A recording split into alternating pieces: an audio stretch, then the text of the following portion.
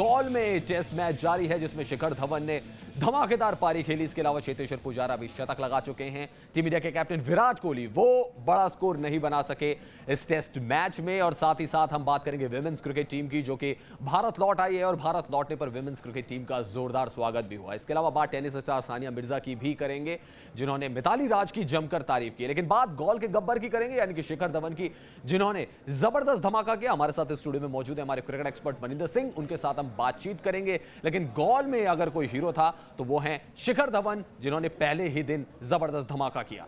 श्रीलंका दौरे के लिए जब टेस्ट टीम का ऐलान हुआ था तो उसमें शिखर धवन का नाम नहीं था, लेकिन फिर मुरली विजय चोटिल हो गए तो शिखर धवन टीम में आए। इसके बाद ये तय नहीं था कि वो ओपनिंग करेंगे या नहीं करेंगे, लेकिन लोकेश राहुल को फ्लू हो गया और फिर शिखर धवन को मौका मिल गया। मनी सर, आपको लगता है कि मौके पर चौका मारना किसे कहते हैं, वो शायद शिखर धवन से सीखना होगा, क्योंकि आप टीम में नहीं थे, टीम में आए और टेस्ट टीम में ये आपकी वापसी है और वापसी में 190 रन की पारी। और देखिए किस तरह से भुनाया उन्होंने इस मौके को, बेहतरीन पारी खेली उन्होंने। और सबसे बढ़िया बात यह है कि ऐसे खिलाड़ी जो इतनी तेज खेलते हैं, 113 की स्ट्राइक रेट से उन्होंने टेस्ट मैच क्रिकेट में 190 रन बनाए। ये इंपैक्ट इनिंग्स होती है। वीरेंद्र सहवाग ऐसा किया करते थे।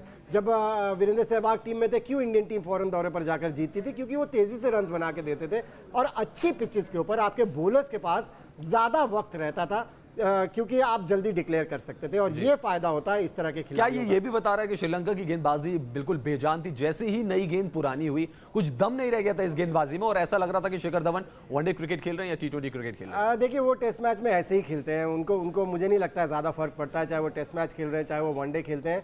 उनका अंदाज वही रहता है खेलने का, जो कि एक अच्छी बात है खिलाड़ी की। लेकिन उसमें कंसिस्टेंसी लाना जरूरी है, जिससे कि ज्यादा फायदा हो सकता है टीम को। जहां तक श्रीलंका की बॉलिंग का सवाल है, मुझे तो एक ही बॉलर दिख रहा था जिन्होंने विकेट्स लिए, प्रदीप जी। बाकी तो सभी मुझे बिल्कुल, मैंने श्रीलंका का सबसे गरीब अटैक देखा है, बहुत ही गरीब अटैक था। लेकिन फिर भी आपको वहां खड़े रह के रन्स तो बनाने हैं। विराट कोहली की बात करें, उन्होंने रन्स नहीं बनाए। अभिनव मुकुंद की बात करें, उन्होंने रन्स नहीं बनाए। पिच बैटिंग के लिए बहुत बढ़िया थी, लेकिन किस्मत ने भी साथ दिया। जैसे कहते हैं ना, फॉर्चून फेवर्स द ब्रेव।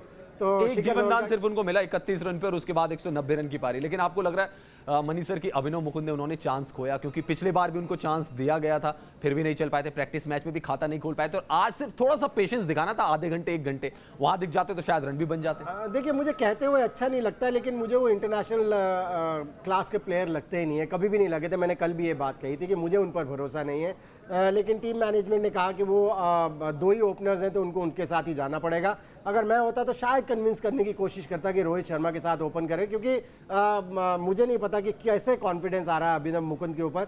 लेकिन फिर बात वही है कि आपने अगर उनको ओपनर की तरह सेलेक्ट किया तो उनको पूरा मौका देना चाह रहे हैं शायद कैप्टन और कोच, जो कि दिया जा रहा है। लेकिन मुझे उनमें वो बात नहीं लगती जो इंटरनेशनल क्रिकेट का प्रेशर हैंडल कर सके, क्योंकि इंटरनेशनल क्रिकेट में सबसे जरूरी चीज क्या है, आप टेक्निकली उतने साउंड हो ना हो, आपको मेंटली साउंड होना बहुत जरूरी। मनी सर, आपको लग रहा है 363 रन स्कोर था, ये एक बहुत बड़ा स्कोर है फर्स्ट डे के लिहाज से, और आप एक बड़े स्कोर की तरफ जा रहे हैं क्योंकि आज आपने हार्दिक पांड्या को भी इंक्लूड किया हुआ है टीम में। बिल्कुल, देखें, अगर आपके हाथ में विकेट्स रहती है तो फिर आप हार्दिक पांड्या को भी कह सकते हैं कि आप अपना नेचुरल खेल खेलें जाके, ताकि कल टी टाइम तक अगर आप 550-600 रन बना के डिक्लेयर कर सके तो फिर वही बात जो मैं कर रहा था कि आपके बॉलर्स के पास एक एक्स्ट्रा टाइम रहता है, क्योंकि ये पिच बैटिंग के लिए बहुत बढ़िया है। सो बॉलर्स के पास एक्स्ट्रा टाइम होगा, 550-600 के करीब स्कोर बना होगा तो सामने वाली टीम के ऊपर प्रेशर आ जाता है। जी हाँ, प्रेशर आ जाएगा। और जैसा कि मनी सर, लेकिन आज हम देख रहे थे प्लेइंग 11 को लेकर कि आज प्लेइंग 11 में हार्दिक पांड्या को लाया गया और जो सारी बातें हो रही थी कुलदीप यादव को लेकर, वो कुछ नहीं हुआ। तो इस फैसले से आप थोड़ा हैरान हुए कि श्रीलंका की सरजमी, वहां पे आप गॉल में 3 स्पिनर्स को खिला सकते थे, आपके पास चांस था, लेकिन 3 पेसर आपने खिलाए टीम। हाँ रविश, लेकिन डिपेंड करता है ना आप पिच किस तरह की है वहां पर। अमूमन यहाँ पर पिच होती है जहां पर की बॉल घूमती है, लेकिन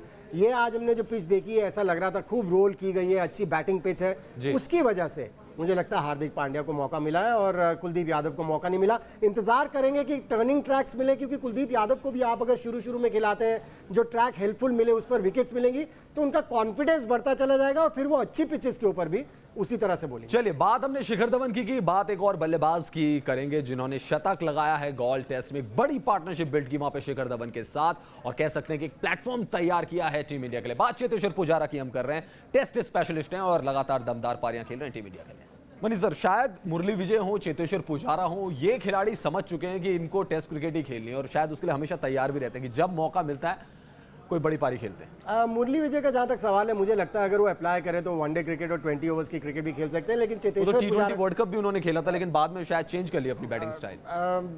अटैकिंग क्रिकेट अभी भी खेल सकते हैं वो, अब उनके ऊपर डिपेंड करता है किस तरह से अपने आप को अप्लाई करते हैं।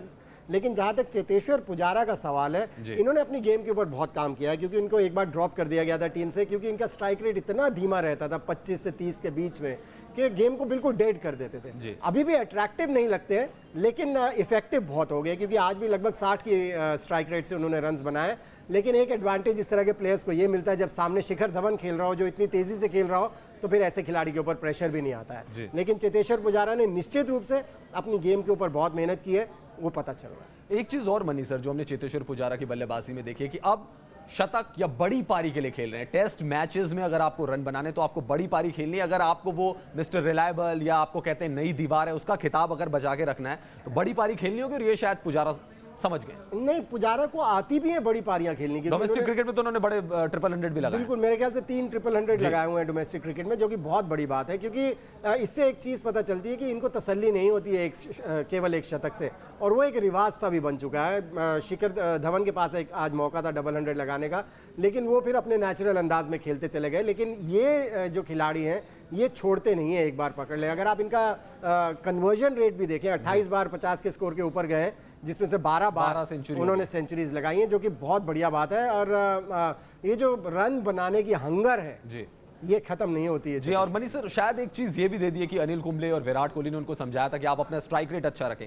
स्ट्राइक रेट आने से जो उन्होंने स्ट्राइक रेट जो 40 से 60 की तरफ ले गए, शायद विराट कोहली का भरोसा भी जीता है, क्योंकि विराट कोहली का पहले भरोसा नहीं था चेतेश्वर पुजारा पे, रोहित शर्मा पे ज्यादा भरोसा था, लेकिन स्ट्राइक रेट जो बढ़ा है शायद उससे भरोसा जीता है। उससे एक चीज और पता चलती है ना, स्ट्राइक रेट जो बढ़ा है उससे एक चीज और पता चलती है कि जो मैसेज उनको दिया गया था ड्रॉप करने के बाद, उनको कहा गया था कि इतने कम स्ट्राइक रेट पे अगर आप खेलते रहेंगे तो आपका मुश्किल हो जाएगा खेलना। इससे ये भी पता चलता है कि उन्होंने अपने गेम के ऊपर मेहनत की है, जिससे कि कैप्टन, कोच, जो थिंक टैंक है, उनका भी भरोसा जगता है। जी हाँ, उनका भी भरोसा जग गया है। लेकिन आज अगर प्लेइंग 11 की बात करें, जिसकी बात हमने पहले भी की थी, हार्दिक पांड्या को प्लेइंग 11 में शामिल किया गया है। मनी सर, शायद विराट कोहली टीम मैनेजमेंट ये भी सोच रहा है कि आपको साउथ अफ्रीका के खिलाफ खेलना है और वहां पर आपको एक ऑलराउंडर चाहिए, बॉलिंग ऑलराउंडर जो आपके लिए रन बना सके, और अगर किसी को टेस्ट करना है तो ये सीरीज है टेस्ट करने के लिए। देखिए, कैप्टन और कोच की बैकिंग होना बहुत ज़रूरी है, उससे बहुत फर्क पड़ता है। जैसे आपने बताया, ज़्यादा फर्स्ट क्लास क्रिकेट नहीं खेली है उन्होंने, लेकिन अगर आपके कैप्टन और कोच आपके साथ हैं तो आपका भरोसा जो है वो बढ़ता चला जाता है, कॉन्फिडेंस बढ़ता चला जाता है। मैं एक इसका उदाहरण दे सकता हूँ। चेन्नई में आर अश्विन जब टेस्ट मैच क्रिकेट के लिए शामिल किए गए थे तो लोग हंसते थे, क्रिकेटर्स भी हंसते थे कि ये कैसे विकेट्स लेगा, और आज उनका रिकॉर्ड देखिए, 49 टेस्ट मैच में 275 विकेट है। सो ये अगर कैप्टन की बैकिंग हो, कोच की बैकिंग हो, सिलेक्टर्स की बैकिंग हो, तो फिर ये खिलाड़ी उभर कर ऊपर आ सकते हैं। जी हाँ, बिल्कुल। और हमने उनका देखा है प्रदर्शन, वनडे की बात करें, T20 की बात करें, और अभी फिलहाल तो हार्दिक पांड्या को हम याद करते हैं, जो चैंपियंस ट्रॉफी के फाइनल में उन्होंने 76 रन बनाए थे और 6 छक्के लगाए थे पाकिस्तान के खिलाफ मैच में। तो हाईलाइट उनके करियर की फिलहाल तो वो दिख रही है। हर तरफ भारतीय विमेंस टीम के चर्चे हैं। वर्ल्ड कप में धमाकेदार प्रदर्शन भारतीय महिला टीम ने किया। सानिया मिर्जा, भारत की टेनिस स्टार, उनका क्या कुछ कहना है मिताली राज और कंपनी को लेकर, आइए आपको सुनवाते हैं। Mithali has been performing amazingly for many years, and I've known her, I've met her at many awards many times, and she's an incredible ambassador for the game. She's an incredible ambassador for Hyderabad. तारीफ हर जगह हो रही है। Money sir, जब आप धमाकेदार प्रदर्शन करते हैं और इस तरीके का ग्रैंड वेलकम होता है, तो मुझे लगता है एक स्टेप और आपको ऊपर लेके जाएगा, आपकी क्रिकेट को और ऊपर लेकर जाएगा। अब बिल्कुल, इसमें कोई डाउट की बात नहीं है। देखिए रवि, जिस तरह से हमारी लड़कियों ने क्रिकेट खेला, फाइनल तक पहुंची, जीत भी जाते अगर प्रेशर को हैंडल कर लेते। एक चीज़ तो ज़रूर है कि जो माँ बाप अपनी बच्चियों को रोकते थे क्रिकेट खेलने से, अब वो एनकरेज करेंगे। जैसे कि इंडिया जब 1983 में वर्ल्ड कप जीती थी कपिल देव के अंडर, उसके बाद लोगों ने अपने बच्चों को पुश करना शुरू कर दिया क्रिकेट की तरफ। अब लड़कियों के साथ भी कुछ ऐसा ही होगा। एक चीज़ और अच्छी बोली मिताली राज ने, उन्होंने कहा कि अच्छा हमारे लिए ये हुआ कि हम BCCI के अंडर आ गए, और शायद ये टर्निंग पॉइंट भी रहा विमेंस क्रिकेट का। बिल्कुल, देखिए फ़र्क तो पड़ता ही है। अगर आपकी पेरेंट एक बॉडी हो जो कि नोन बॉडी है, जो कि हैंडल कर सकती है आपको प्रोफेशनली, तो उसका फ़र्क तो पड़ता है, और वो फ़र्क पड़ेगा, आप देखिएगा आगे आने वाले टाइम। जी हाँ, और लगातार सम्मान समारोह भी जारी है। BCCI ने तो कर लिया है सम्मान समारोह, और साथ ही साथ दिल्ली में भी जो इंडियन विमेंस टीम है उसका सम्मान समारोह होगा।